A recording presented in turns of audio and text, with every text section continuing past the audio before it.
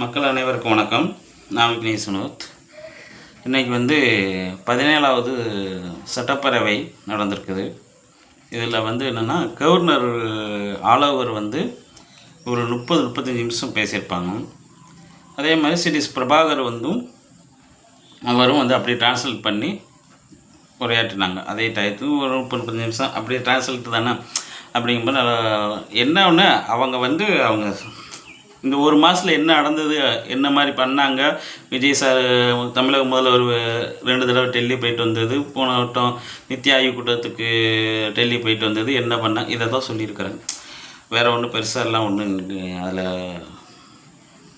நல்லபடியாக ஒன்றும் இருந்த மாதிரி தெரியல. இன்னொன்று என்னென்னா, இதுக்கு முன்னாடி டிஎம்கே ஆட்சியில் இதுக்கு முன்னாடி இருந்த கவர்னர் ஆர்என் ரவி அவர்கள் வந்தாங்கன்னா ஒரு 2 தடவை வெளிநடப்பு செஞ்சுருக்காங்க. என்ன ஒரு காரணம்னா, நம்ம தமிழ் தாய் வாழ்த்து போட்டதுனால தேசியக்கு தான் முதல்ல வரணும்னு சொல்லி இது ஒரு பிரச்சனையாகவே இருந்துச்சு. ஆனால் இன்றைக்கி அது அப்படி நடக்கலை. அவரும் ஒரு சிறப்பாக இப்போ உள்ள கவர்னர் ஆல் ஓவர் சிறப்பாக ஒரு 1/2 மணி நேரம் நல்லா உரையாற்றி போயிருக்காப்புல. இப்போ உள்ள கவர்மெண்ட்டை பாராட்டி உரையாற்றி போயிருக்காருன்னு வைங்களேன். சரி, அது ஒரு ஒரு இதுக்கு முன்னாடி உள்ளதை ஒரு வெளியேறி போனாங்க, வெளியேற்றம் செஞ்சாங்க அப்படிங்கிறது இல்லாமல் அது ஒரு நல்லபடியாக முடிச்சு. அது நம்ம தமிழக வெற்றி தலைவர் முதலமைச்சர் விஜய்க்கு இது ஒரு வெற்றி. என்னென்னா, அது ஒரு நல்ல முறையில் அமைஞ்சிருக்குனீங்க. இப்போ என்னென்னா, இப்போ முதற்கொண்டும் நேற்று வரைக்கும் முந்தானேற்று வரைக்கும் 12 குழந்தைகள், 12 பெண்கள் 3 வயசு குழந்தை. அந்த 3 வயசு குழந்தைக்கு என்ன தெரியும்? இப்போது அப்போல ஒரு மிருகங்களாக இருக்காங்க மனிதர்கள். அந்த மாதிரி இவங்க சிங்கப்பெண்ணு அப்படின்னு சொல்லி அறிமுகப்படுத்தினாங்க. அது கொஞ்சம் கூட 10 பிரயோஜனம் இல்லாமல் இருக்குது. ஏன் கும்மிடி பூண்டியில் 3 வயசு குழந்தை கொஞ்சம் கூட ஒரு ஒரு ஒரு மனிதத்தன்மையே இல்லையா? அவ்வளோ மிருகமா? அப்படி போய்கிட்டு இருக்குது. குறை 1000. ஒரு 2 விஷயத்த நல்லபடியாக பண்ணிவிட்டு 10 குறைகள் இருக்குது. இதை எப்படி சரி கட்ட போகிறாங்க? இதை எப்படி இந்த அரசாங்கம் சரி செய்ய போகிறாங்க? அதுக்குண்டான வழி இருக்குதா? சிஎம் சார் என்னென்னா, வாயவே திறக்க மாட்டேக்கார், அவர் பேச மாட்டேக்கார். அமைச்சர்கள் பேசுனாங்கன்னா அது ஏடாவிடாமல் பேசுகிறாங்க, நோ கமெண்ட்ஸ். இன்றைக்கி சட்டப்பேரவை முடிஞ்சோடனே முதல் ப்ரெஸ் மீட் பிரேமலதா அம்மா கொடுத்துருக்குறாங்க. அந்த அம்மா என்னென்னா, அந்த மாதிரி மிருகங்களுக்கு என்கவுண்டர் பண்ணணும் அப்படின்னு சொல்லியிருக்காங்க. ஏதோ ஒன்று மேலும் மேலும் மேலும் மேலும் ஒரு குழந்தைகளுக்கு என்ன தெரியும்? அந்த குழந்தைகளுக்கு என்ன தெரியும்? இது நீங்கள் 1 மாதம் ஆச்சு, 2 மாதம் தான் ஆச்சுன்ட்டு ஒரு சில பேர் சொல்லிக்கிட்டே இருக்கிறாங்க. அதுக்குள்ளே என்ன செய்ய முடியும்? நீங்கள் 2500 ரூபா நீங்கள் கொடுக்கவும் வேண்டாம், 6 சிலிண்டர் கொடுக்கணும். போன டிஎம்கே ஆட்சியில் மாதிரி நீங்கள் 2 வருஷம் கழிச்சு கொடுங்க ஐயா. ஆனால் ஒரு பாதுகாப்புன்னு ஒன்று வேணும்ல. நம்ம தமிழ்நாட்டில் ஒரு பாதுகாப்பு, ஒரு பெண்களுக்கு, ஒரு குழந்தைகளுக்கு பாதுகாப்பு இல்லைன்னா அப்போ என்ன மாதிரி ஒரு சிஸ்டத்தை வச்சுருக்கிறீங்க? ஒன்றுமே புரிய மாட்டேங்குது. வாயில் வார்த்தையே வரமாட்டேங்குது. எந்த அமைச்சரை கேட்டால் வரும். இதில் முட்டு கொடுக்கறதுக்கு நிறைய பேர் விஜய் சார் ரசிகர்களும் இப்போ ஒரு 4 நாளைக்கு முன்னாடி ஒரு ஆள் முட்டு கொடுத்துச்சு, கரண்ட் இல்லைன்னா எதுக்கு கேள்வி கேட்குறீங்க அப்படின்னு சொல்லி. இப்படிப்பட்ட ஆளுங்க. இன்னொரு ஆளுன்னா தெருநாய்க்கு சம்மந்தப்பட்டு பேசுகிறது, அப்படி ஒரு ஆளுங்க. அவங்களுக்கு ப்ரெஸ் மீட்னா என்ன, ஒரு அரசியல்னா என்ன, அதுக்குள்ளே போனால் என்ன மாதிரி நடந்துக்கணுங்கிறது ஒரு எம்எல்ஏவுக்கு நம்ம தேர்தலுக்கு நிற்க போகிறோம் அப்படிங்கிற ஒரு அறிவுங்கிறது மூளையை கழட்டி வச்சு பேசுகிறாப்புல. எவ்வளோ பிரச்சனை இருக்குது. இதுக்கு எதாவது சரி, இவ்வளோ தூரம் நடந்திருக்குல்ல, எதையாவது ஒன்று ஒரு ப்ரெஸ் மீட்டு உங்களுக்கு தேவை, நான் அரசியலுக்கு வாரேன் அப்படிங்கிற மட்டும் ப்ரெஸ் மீட் கொடுக்குறீங்க, வீடியோ ரிலீஸ் பண்ணுறீங்க. போன ஆட்சியில் வீடியோ ரிலீஸ் பண்ணீங்க, அது சரியில்லை இது சரியில்லைன்னு இப்போ என்ன பண்ணிகிட்டு இருக்கீங்களா? இப்போ இதுக்கு பேசலாம்னா தினத்தில் தானே நடந்திருக்குது, இதுக்கு பேசுங்க. நீங்கள் எம்எல்ஏ ஆகிறதுக்கு ஆசை மட்டும் பண்ணுறீங்க. சரி, மிந்தானத்து அதாவது மிந்தானத்து தான் நினைக்கிறேன். மிந்தானத்து ஐபிஎஸ்சி தமிழ் யூடியூப்னு ஒன்று, அதில் வந்து நம்ம பத்திரிக்கை ஐயா மணி அவர்கள் இருக்கிறாங்க. அவர் என்ன சொல்கிறாருன்னா, இந்த குதிரை பேரன்னு ஒன்று ஓடிட்டுருக்குது. இந்த குதிரை பேரத்தை அவர் நான் அவர் மேலே ரொம்ப மரியாதை வச்சுருப்பேன். ஏன்னா அவரை எனக்கு பிடிக்கும். ஏன்னா பெரிய பத்திரிக்கையாளர், சூப்பராக கரெக்டாக பேசுகிறார். ஆனால் இந்த ஒரு வார்த்தை மட்டும் எனக்கு அவர்கிட்ட வந்து ஏதோ இடத்துல மிஸ்டேக் ஆச்சு. அவர் என்ன சொன்னார்னா,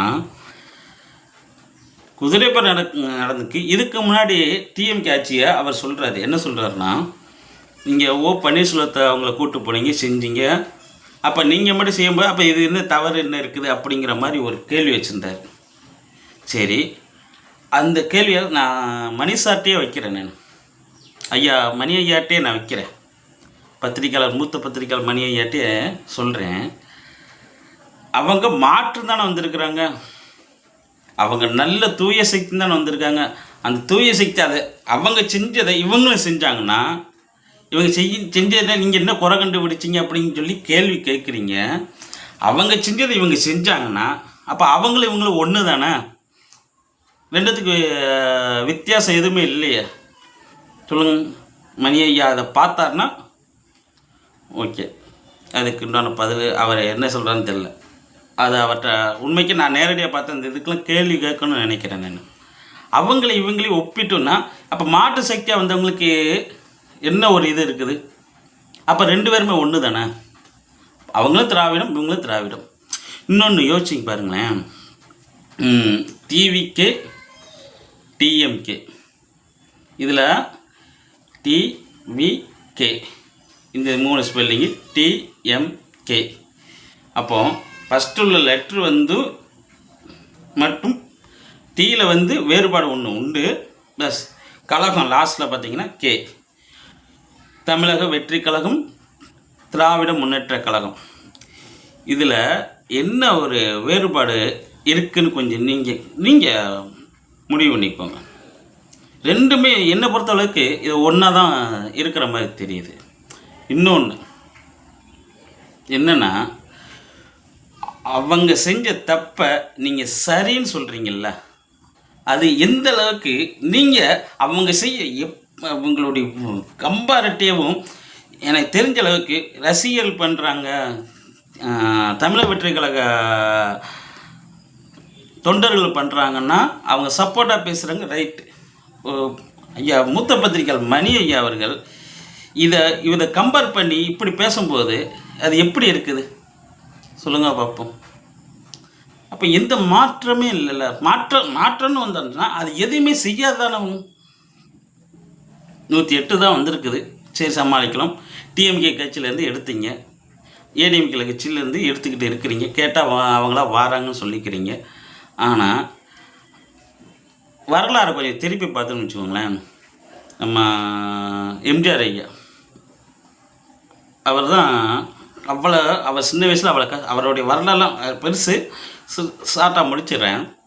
அவ்வளோ பெருசு, ஆனால் சின்ன வயசில் அவளை கஷ்டப்பட்டுருக்கா. அந்த கஷ்டப்பட்டதுனால தான் அவருக்கு அதனுடைய புரிதல், ஒரு மனிதனுடைய கஷ்டம் புரிதல் இருக்குது.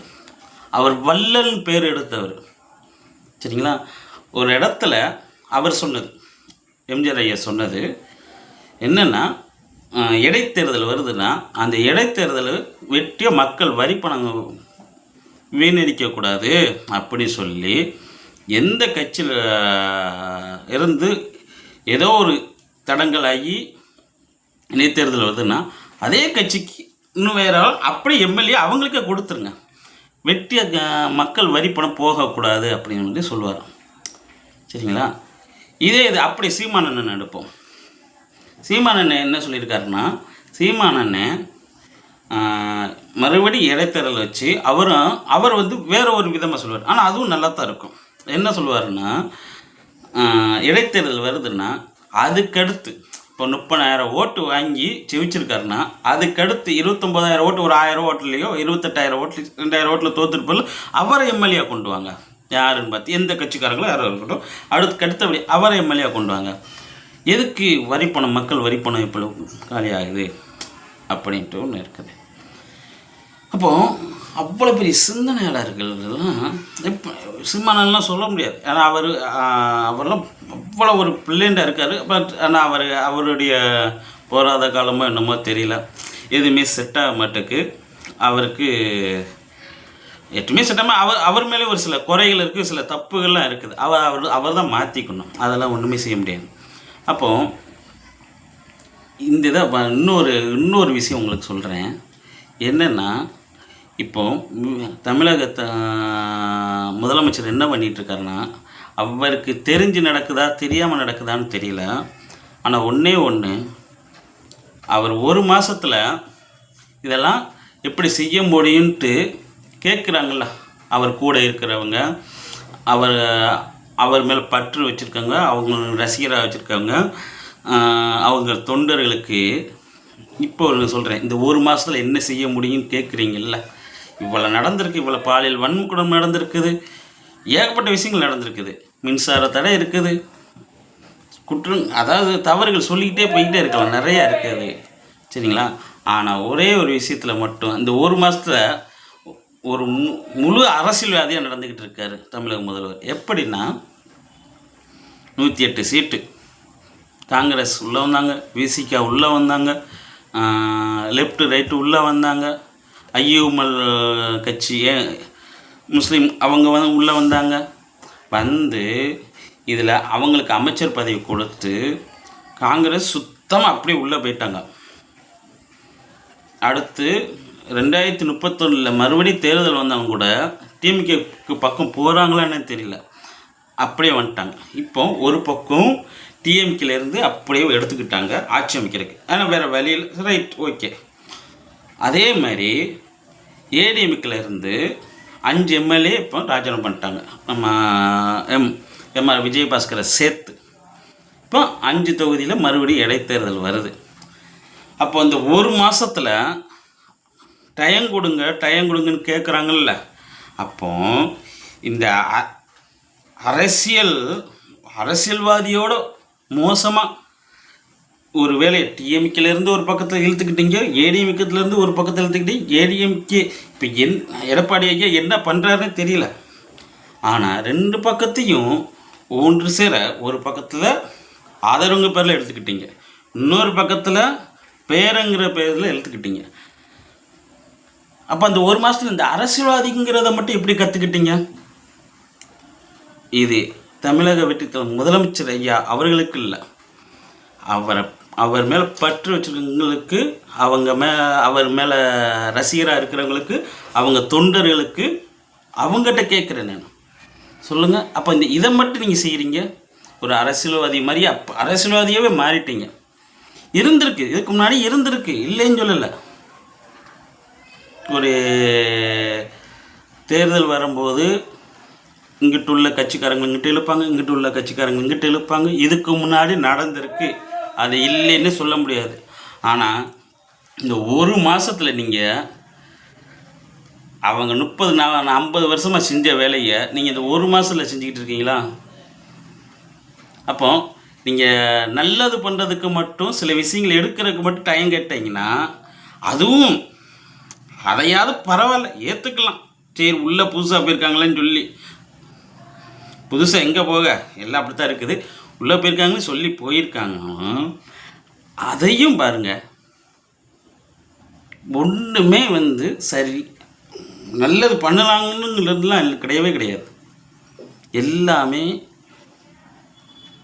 குதிரை பேரம் ப்ளஸ் 2 கட்சிகளிலேருந்து 2 கூட்டணி கட்சி, இந்த பக்கம் கூட்டணி கட்சி இழுத்துக்கிட்டாங்க, இந்த பக்கம் அவங்க கட்சிகளை இழுத்து உள்ளக போட்டுக்கிட்டாங்க.